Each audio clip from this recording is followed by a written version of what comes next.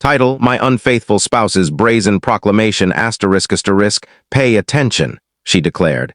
If you dare to initiate a divorce, I'll ensure you're left penniless. You'll cover not just the divorce costs, but also spousal support for me and child maintenance. You'll lose any claim to custody of our children, so I'll keep enjoying myself with my paramour. I shot back. Do you honestly believe I'll accept and fund your infidelity? She chuckled. You don't have a choice. There are moments when reality strikes so forcefully it steals your breath. This was one such moment. I wasn't merely devastated, I was dumbfounded. I stood in the kitchen of the home I'd constructed with my wife, Julia. The same kitchen where we'd once commemorated birthdays, anniversaries, and leisurely Sunday mornings with our kids. But today, it resembled a courtroom. Julia faced me, a wine glass in hand, her voice dripping with malice. Listen closely, she said, her tone cutting, her eyes icy. If you file for divorce, I'll strip you of every cent. I blinked. She wasn't remorseful. She wasn't tearful, she was sneering, almost triumphant. You'll pay for the divorce, she went on, plus alimony, child support, and don't even dream of custody. You'll lose. I gritted my teeth, the air heavy with disbelief. Julia and I had shared 11 years together. We had 2 children, a house, a life I believed we'd built as a team. I'd poured my 20s into our family, worked overtime, foregone vacations, and ensured Julia had all she desired. And now, she was announcing that not only had she moved on, but she expected me to bankroll her affair. I'll keep enjoying my lover, she said nonchalantly, twirling her wine. And you'll keep footing the bill for everything. That's when I snapped. Do you truly think I'll endure and finance your lifestyle? I asked, my voice low. She didn't flinch, she just laughed. You have no alternative. That laugh, cruel, haughty, cutting. That was the moment something in me shattered, but not as she anticipated. I didn't plead, I didn't menace, I didn't even raise my voice. Instead, I locked eyes with her and said, You've just made the gravest error of your life. In that instant, I knew precisely what I would do. The moment Julia mocked me, something within me shifted. I ceased being the man she thought she could manipulate. No more playing the compliant husband, no more sacrificing my self-respect. I didn't need to yell, I didn't need to threaten. I grew calm, focused, lethal. If she wanted a battle, I'd deliver one she'd never recover from. But first, I had to be strategic. That night after her audacious proclamation, I didn't storm out. I didn't sleep on the sofa. I didn't even seem angry. Instead, I tucked our kids into bed, ate dinner as usual, and smiled at her like nothing was amiss. That unsettled her. And that confusion, it was the first step in dismantling someone like Julia. She craved drama, a reaction. But I refused to give her the satisfaction. Internally, I was already planning 10 steps ahead. The next morning, I arranged a consultation with the state's top family law attorney, renowned for safeguarding fathers and dismantling deceitful spouses in court. I paid in cash, no traceable record. I laid out everything, her affair, her threats, her arrogance, her belief she could ruin me financially and walk away unscathed. My lawyer smirked. Don't worry. You're not the first man in this chair, and she's not the first woman who thought she'd win by default. He handed me a checklist, open a separate bank account. Secure important documents, prepare for custody, document everything.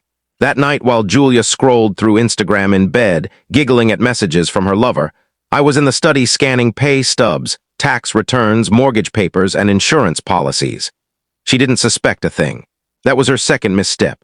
For weeks, I stayed silent. I smiled. I played the part. But behind the scenes, I installed security cameras inside and outside the house with audio. I activated a recording app on my phone during every conversation. I began logging her every comment about the kids, money, and the affair, time-stamped, organized. She was too complacent, oblivious to the airtight case I was building, one that even the most partial judge would find damning. One evening, during one of her work dinners, I checked the GPS tracker I'd placed under her car. She wasn't at a restaurant. She was at a seedy motel on the city's edge. Her lover, a married man with children. I captured photos, videos, and screenshots of messages synced from our shared iCloud. She never logged out. She thought she was untouchable, but her reign was about to crumble spectacularly. As her affair intensified, Julia spent less time with the children. She skipped bedtime stories, missed school meetings, forgot key appointments. I said nothing. I just showed up for the kids. Every recital, every soccer game, every parent-teacher conference. I documented it all. When they cried at night asking, "Where's Mommy?" I soothed them and recorded the moment. In a custody battle, consistency prevails, and I was becoming their anchor. 6 weeks passed. Julia thought I was defeated.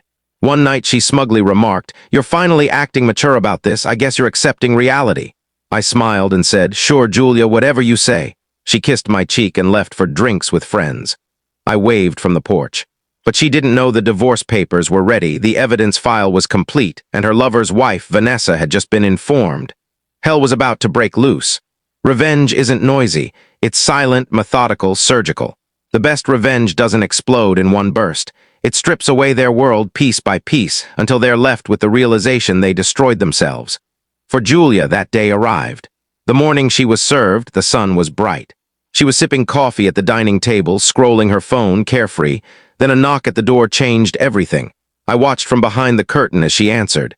"Julia Adams?" the process server asked politely. Yes, when he handed her the divorce papers, her smile vanished. I stepped out of the kitchen, coffee in hand, composed. "Surprise," I said. She skimmed the documents, panic flashing in her eyes. "You're divorcing me?" I nodded. "Based on infidelity, neglect, and emotional abuse, it'll be a straightforward case." She scoffed, trying to regain footing. "You won't get away with this. You'll still owe me alimony. I'll get the kids." I held up a flash drive. "Not with this evidence, you won't." 3 days later, things escalated. Vanessa, her lover's wife, contacted me. We met privately. I shared the GPS logs, messages, hotel check-ins, photos. Her expression didn't waver. "Thank you," she said. "Now I know the extent. I'll handle my side." That evening, while Julia was at work, Vanessa stormed into her office, slapped divorce papers on her desk, and announced to her coworkers who Julia had been sleeping with, how long, and how she'd misused company resources for the affair. HR was notified. Her lover was suspended pending an ethics review. Julia was publicly humiliated, but that was just the beginning. 2 weeks prior, I'd restructured everything. Assets secured in my name, bank accounts separated, joint credit cards closed. Her car lease terminated. I was the primary signer. Health insurance dropped the moment she was served. Her card was declined at the salon, then the grocery store. She called me furious. "You're cutting me off." "I'm protecting myself legally," I replied. "My lawyer advised it. Talk to yours." Click. She thought she'd ruin me.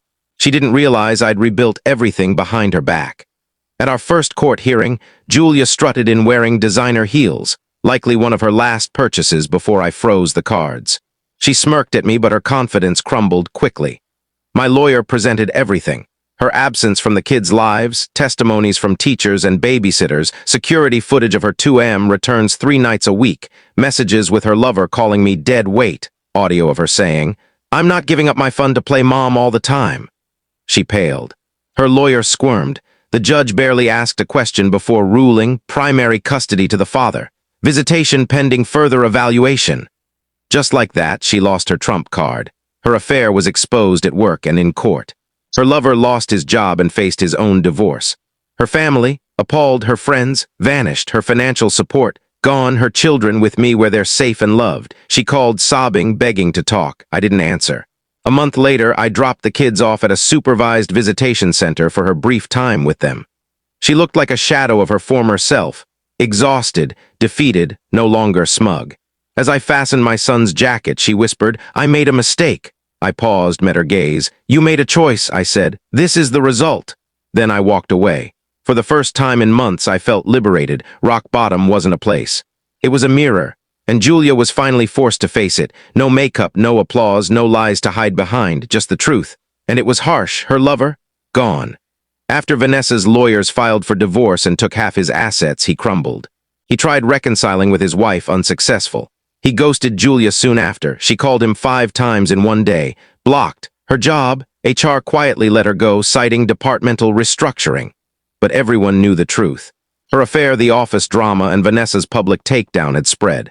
Her reputation? Shattered. She'd once been admired, polished, envied. Now, she was a cautionary tale. She sent me a handwritten letter, 4 pages of apologies, regret, and excuses dressed as reasons.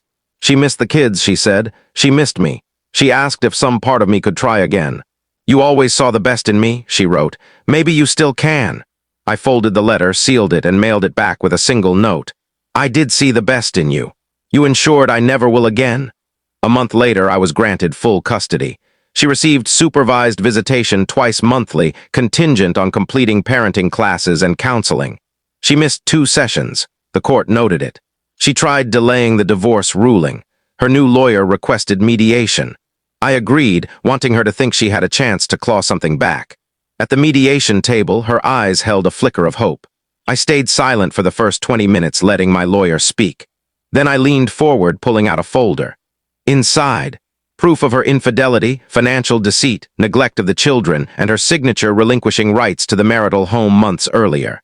"Here's the deal," I said. "You leave with the car, your personal belongings, and your name." She blinked. "That's all," I nodded. She looked at her lawyer, stunned. "This isn't fair," I smiled. "Neither was betrayal," she signed. "I kept the house, the kids, and rebuilt my finances and life, one tranquil day at a time." Julia, she moved into a small apartment, took a part-time job answering phones. She still sends emails occasionally. I don't block them. I don't respond either. The best revenge is moving on so thoroughly they realize they never held the power they thought. She believed she could manipulate the system, destroy me, and walk away unscathed. In the end, she only destroyed herself. Was this revenge justified, or did it go too far? Share your thoughts below. We'd love to hear your perspective. If you enjoy gripping pro-revenge stories, hit that subscribe button and like for more thrilling tales you won't want to miss. Every like, share, and subscription means everything to us. It helps us keep delivering the stories you love. Your support makes a huge difference. Thank you for being part of our community.